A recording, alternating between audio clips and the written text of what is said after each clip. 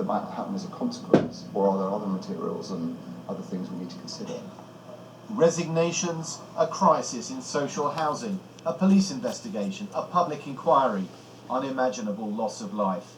Grenfell Tower casts a long shadow. Tom Simons, BBC News. Let's go to Westminster and talk to our political correspondent Ian Watson. And Ian, despite Mr Paget Brown going, the opposition is keeping up the pressure. Well, that's right, Rita.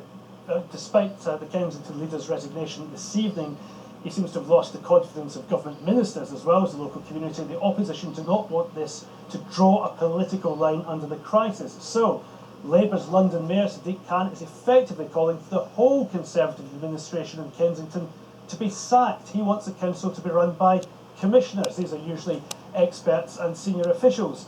But for Jeremy Corbyn, the main target isn't so much the council, it's Theresa May. In a letter to the Prime Minister this evening, he worries that the public inquiry that she announced will have too narrow a remit, and some of the wider concerns that the residents have will simply be overlooked. He also wants to see an interim report into the crisis produced by September at the latest. And throughout this letter, you get the impression he wants to push the government just one step beyond where they feel comfortable going to try to seize the initiative. But tonight, Rita, Downing Street say they can reassure residents that their voices will be heard throughout the public inquiry process.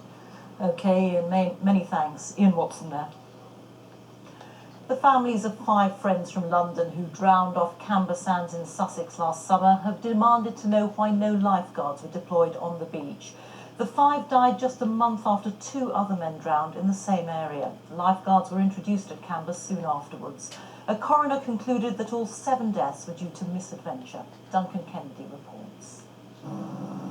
It's the beach where generations of families have made their summer holidays. Long, wide, safe. A place where happy memories are created. But for Kobe's Sathyanathan, his brother Ken, Nitasan Ravi, Anthushan Sriskantharasa and Gurushan Sristavaraja, it became a place of danger and death. Tonight, the men's families rejected the coroner's findings that lifeguards would not have saved them, their anger matched by their anguish. They didn't make any effort to find those boys. They didn't make any effort. My brother's only in the pool for 6 hours. And even then, my brother was found by the public. Even the other boys, all the other boys were found by the public, not by the staff. The families also said Rother Council, which runs Camber Sands, had been wrong to suggest people from ethnic minorities were not good swimmers. That's why we're fighting, to change something, not for us, because my son's go, he doesn't come back. He never come back from my life. Thank you.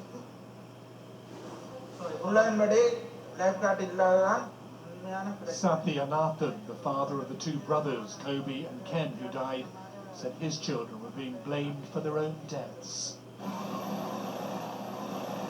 This was the moment it became clear the 5 men had drowned.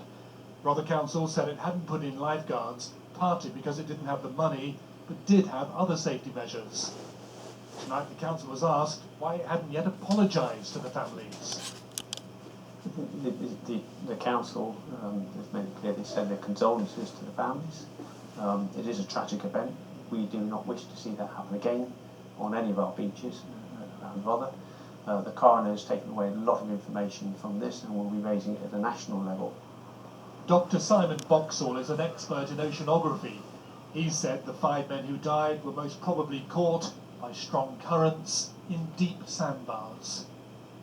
Dr. Boxall also said that sea temperatures on this stretch of coast at this time of year can be as much as 12 degrees cooler than a swimming pool.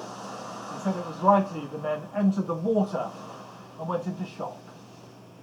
Just a month earlier, on the same beach, Mohit Dupar and Gustavo Silva de Cruz also drowned. For the family of all the men who died in this unprecedented sequence of beach tragedies, there is bewilderment about how this could happen in such a benign, relaxed and familiar setting. Duncan Kennedy, BBC News. In New York, several people, including at least 3 doctors, are believed to have been wounded after shots were fired inside a hospital. Police say the suspect barricaded himself inside New York City's Bronx Lebanon hospital with a rifle. They swarmed the building in search of him and say he's now dead. Well, we can go to our correspondent Nada Tawfik, who's in the Bronx for us now. And Nada, what more do we know about what happened? Well, media reports have identified the shooter as Dr. Henry Bello, a 45-year-old male who was a former employee of Bronx Lebanon Hospital. Now, this afternoon, he walked into the hospital just north of here in New York's borough of the Bronx, carrying an assault rifle concealed under his white doctor's coat.